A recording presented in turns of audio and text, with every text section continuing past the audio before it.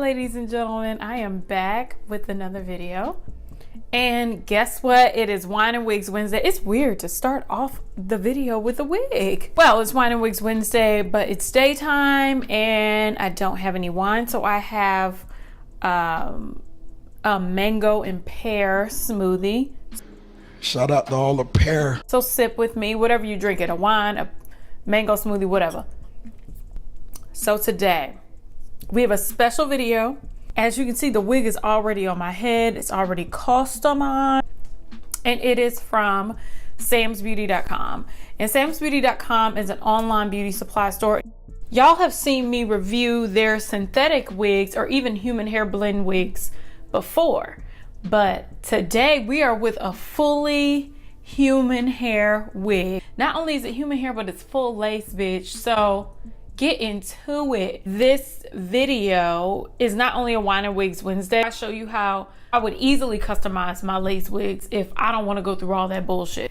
Now let me just show you what the packaging looked like first. This wig is the Celebrity 100% Virgin REMI human hair full lace wig.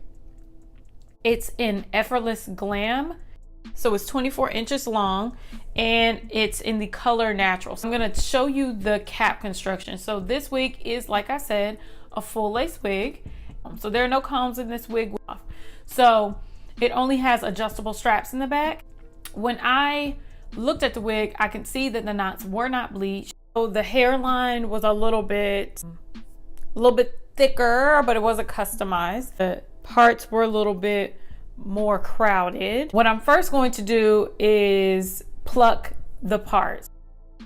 You can pluck your part with tweezers, or you can do just the pull out method where you just pull the hair right out the lace.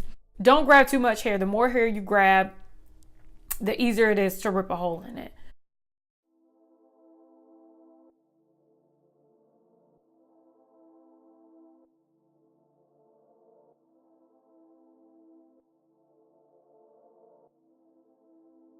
For the hairline, what I first do is part it in the front and then pluck the hairs there.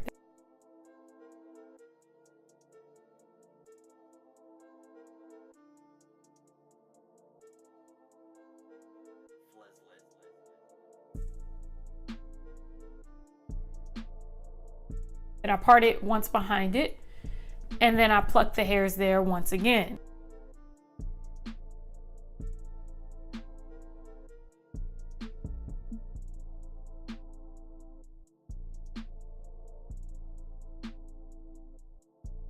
And then in the very front, I do that last. I pluck the hairline just to make it look a little bit more spacey and more of a gradient.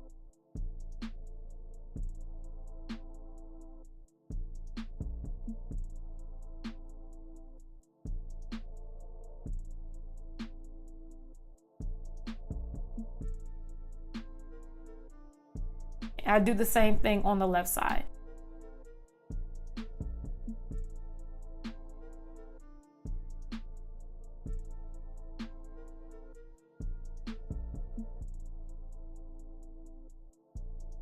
See, that is my hairline. I haven't blended or glued anything down. Just like this part, I put some got to be glued there. You can see my lace right here, but it's less just bulky and a little bit more of a gradient. And it took only about 15-20 minutes to pluck a whole bunch of hair out of the lace, whereas it would take hours or even days with a tweezer. Oh, I also used a Revlon curling iron just to press down the sides of this wig to make it lay flat. After that, I cut off the lace around the front and around the back. When you're cutting off your lace, make sure you're doing it in a zigzag line. I'm still learning how to do that. If you cut in a straight line, you can definitely see where your skin ends and the lace begins. So just make sure you're cutting in a zigzag line and you're taking your time and you're not cutting straight across, especially with your human hair wigs. The ear tabs of my wig also cover up my ears, so I'm going to just go ahead and size it and then chop off the ends that are excess on the side so it fits perfectly. Once that's done, I'm going to just go ahead and turn my wig inside out and take some foundation. Now the foundation that I use is the Revlon Color Stay foundation in Caramel. The reason why I use this foundation is because the foundation is a thicker consistency and it's supposed to be a 24-hour foundation. I also mixed it with the MAC Pro Long Wear Concealer. That is a waterproof concealer, so it's going to stay on the wig without moving around, and it dries quickly as well. So once I place that all over the areas that I know will be exposed, now you can do it all over the lace if you would like to, but that's not necessary for me because I know I'm just gonna wear this wig in the middle part. I just allow it to sit and dry, and then I take some powder, any powder that you would like that matches your skin tone. I use the Iman Second to None Luminous Foundation. Pressed powder would be just a little bit better, but I use this because that was the one I had on hand. I press that all over the areas to set it. If you want to go an extra step, you also can use a hairspray, and it almost sets it completely to where it doesn't move. It won't be removed at all once you wear it.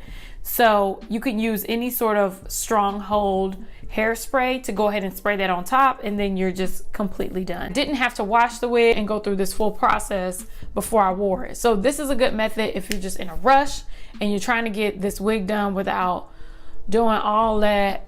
So this is the final look. I'm gonna go ahead and give you the pros and cons on this beautiful celebrity wig, honey. First, let me go ahead and tell you that it feels extremely soft. It is virgin REMI hair. It feels like quality hair. Now, I haven't washed it, so my review may not be as thorough as it needs to be, but this is just first impressions. I love the density of the wig. It is thick, but it's not so thick, and the ends as well are very, very thick. They don't thin out and fray out. You can tell that they made sure they cut the hair to a length where the ends were still healthy. It comes at 24 inches. I wish that it was longer, but I'm just a thought and I love long hair, so don't base that shit on me. I love the waves when you just get it. It's a beautiful wave. I love that. I like the lace. The lace was really soft, but it wasn't so soft to where you couldn't do anything with it and you had to be extra careful. So I did enjoy that as well. Another pro was that the hairline wasn't too thick. It's a beauty supply store wig. Usually I expect the stock wigs to be just a little bit more difficult to customize. And this one for a beauty supply store wig actually wasn't that difficult to customize. And I think that's it about the pros. The cons are shedding. I think I can't tell whether or not the shedding is coming from me plucking the lace or coming from the wig itself.